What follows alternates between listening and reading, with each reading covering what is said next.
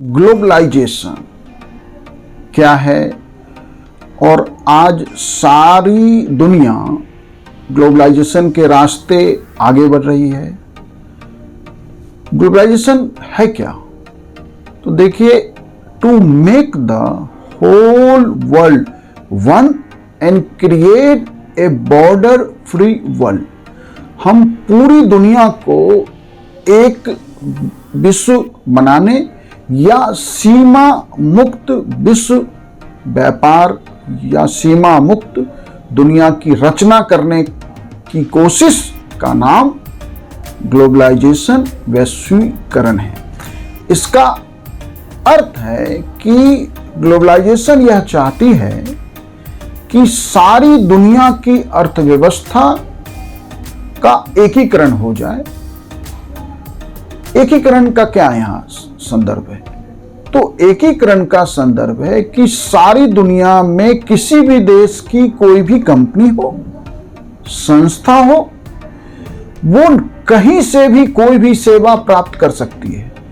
और आज देखिए कि ग्लोबलाइजेशन के कारण ही, चाहे वो कानूनी सलाह का मामला हो, कंप्यूटर सर्विस हो जिसमें बीपीओ वगैरह है, विज्ञापन का मामला हो, सुरक्षा हो, बैंकिंग सर्विसेज हो, गुड्स हो, इवेंट संगीत की रिकॉर्डिंग हो, फिल्म हो, संपादन हो, लेखांकन हो, अकाउंटिंग, चिकित्सा से लेकर शिक्षा तक, आज सारी दुनिया में इसको लेके सीमा रहित व्यापार और सेवाओं की बात हो रही है। और यही कारण है कि आज विकसित देश की कंपनियां, एमएनसीज हो या इवन छोटी कंपनियां भी भारत या दुनिया के उन देशों से ये सेवाएं प्राप्त कर रही है, कानूनी सलाह की या कंप्यूटर सर्विसेज की या अन्य किसी तरह के फिल्म संपादन हो, अकाउंटिंग हो, ऐसी सेवाएं उन देशों से प्राप्त कर रही है जहां से सेवा प्राप्त करने का कॉस्ट कम हो। यही कारण है कि अमेरिकन राष्ट्रपति डोनाल्ड ट्रंप जो अमेरिकन कंपनीज पे जो सख्ती बरतने की बात कर रहे हैं, उसके पीछे वो एंटी ग्लोबलाइजेशन की तरफ जाना चाहते हैं, ग्लोबलाइजेशन को रिवर्स करना चाहते हैं कि वो अमेरिकन कंपनी जो बाहर के देशों से सेवाएं लेगी, उन्हें अमेरिका में अमेरिकन सरकार उनके ऊपर एक्स्ट्रा टैक्स इंपोज करेगी। ग्लोबलाइजेशन ये चाहती है कि सारी दुनिया में एक ऐसी स्थिति में पहुंचना, या आप ये समझिए इसको सामान्य शब्दों में कि जैसे फॉर एग्जांपल कि एक दिल्ली में रहने वाला कोई भी नागरिक यदि वो चेन्नई से अपनी कोई भी सेवा लेना चाहता है, कोई खरीदारी करना चाहता है या वो मुंबई से करना चाहता है, तो क्या उसके लिए उसे तमिलनाडु या महाराष्ट्र गवर्नमेंट से किसी परमिशन की आवश्यकता है? नहीं। वह जो है चेन्नई चला जाए या मुंबई चला जाए और अपनी यदि सर्विस लेना चाहता है या कोई गुड्स परचेज करना चाहता है, कर सकता है।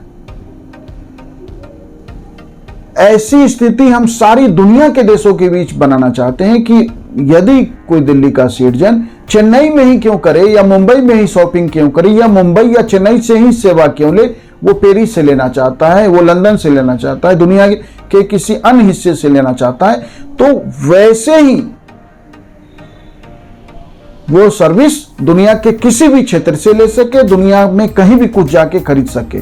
मतलब आप ये समझिए कि एक व्यक्ति पेरिस जाके खरीदारी करना चाहता है तो वो वैसे ही पेरिस जा सके जैसे वो चेन्नई जाता है, कि टिकट लिया और चेन्नई चला गया, वैसे ही टिकट लेके पेरिस जाके अपनी जरूरतें पूरी कर सके या जो भी सेवा या गुड्स उसकी रिक्वायरमेंट है वह हासिल कर सके। इसी दिशा में दुनिया ने प्रयास के लिए सबसे पहले 23 कंट्रीज ने GATT, general agreement tariff and trade, व्यापार और सीमा शुल्क महासंधि की स्थापना 1948 में की थी। इसका उद्देश्य वैश्वीकरण ही था कि विश्व व्यापार में सभी के लिए समान अवसर और उपलब्ध हो और सभी के लिए ऐसी स्थिति हो जिसे हम आज वैश्वीकरण कर रहे हैं। लेकिन गैट अपने उद्देश्य में सफल नहीं रहा, क्योंकि गैट के पास निर्णय लेने और उन निर्णयों के बाद यदि कोई देश उन निर्णयों को लागू नहीं करता तो गैट के पास किसी तरह के पैनल पावर नहीं थे। परिणाम हुआ कि गेट असफल हो गया।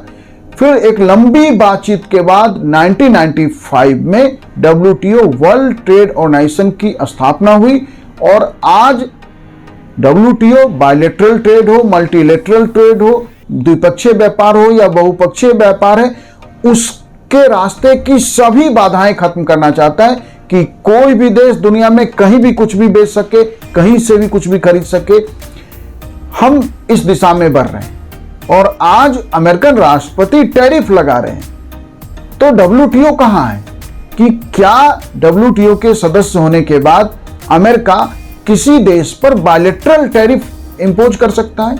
WTO कहता है कि जो टैरिफ के रूल्स होंगे, यदि अमेरिका कोई 1 केजी सेब अमेरिका को खरीदना है तो वो दुनिया में सेब के ऊपर जो टैरिफ लगाएगा वो दुनिया के सभी देशों के लिए एक समान होगा। तो फिर अमेरिका किसी देश पे 25, 50, किसी पे 100, ये इस तरह से टैरिफ कैसे लगा रहे हैं? तो इसका अर्थ है कि यह जो टैरिफ की नीति है वो एंटी ग्लोबलाइजेशन है। वह वैश्वीकरण को रिवर्स करना है, ग्लोबलाइजेशन को रिवर्स करना है। और आप कह सकते हैं कि अमेरिका दुनिया का सबसे शक्तिशाली देश है, तो अमेरिका को WTO के शर्तों के साथ बांधने में WTO भी असफल हो रही है और दुनिया में फिर से टैरिफ और इस तरह की स्थितियां आ रही है। जहां लग रहा था कि WTO के आने के बाद कि पूरी दुनिया में वैश्वीकरण, ग्लोबलाइजेशन के उद्देश्य को हम जल्दी अचीव कर लेंगे, लेकिन पिछले 5-6 वर्षों से, स्पेशली कोरोना के बाद की जो दुनिया है उसमें फिर से टैरिफ का युग लौट रहा है। तो क्या ग्लोबलाइजेशन रिवर्स हो रहा है? पूरी दुनिया में ग्लोबलाइजेशन को रिवर्स होने से रोकने के लिए सभी देशों को आगे आना चाहिए, क्योंकि पिछले 20-30 वर्षों में ग्लोबलाइजेशन के प्रोसेस में दुनिया के बहुत सारे मुल्कों ने बहुत शानदार तरक्की की है। आम आदमी का जीवन बेहतर हुआ है, दुनिया के ज्यादातर हिस्सों में पर कैपिटा इनकम बढ़ा है, लाइफ स्टाइल, लिविंग पैटर्न उनमें रिफॉर्म्स हुआ है, बेसिक फैसिलिटीज बेहतर हुई है, एजुकेशन, हेल्थ की फैसिलिटीज बेहतर हुई है। क्योंकि दुनिया में जितना ज्यादा ट्रेड बढ़ेगा, गरीब देशों के साथ साथ अमीर देशों को तो उसका लाभ है ही, लेकिन गरीब देशों में आम आदमी का जीवन बेहतर होगा।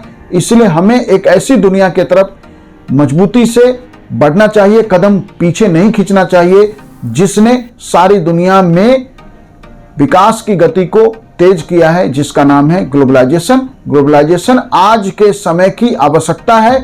आज गरीब देशों के लिए भी जो यह बात था कि गरीब देश ग्लोबलाइजेशन के बाद नष्ट हो जाएंगे, भारत में आम आदमी की स्थिति ग्लोबलाइजेशन के बाद पहले की तुलना में बेहतर हुई है, गरीबी कम हुई है, पर कैपिटा इनकम बढ़ा है।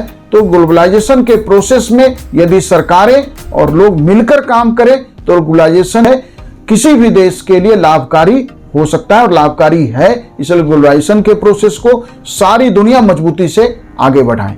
Thank you.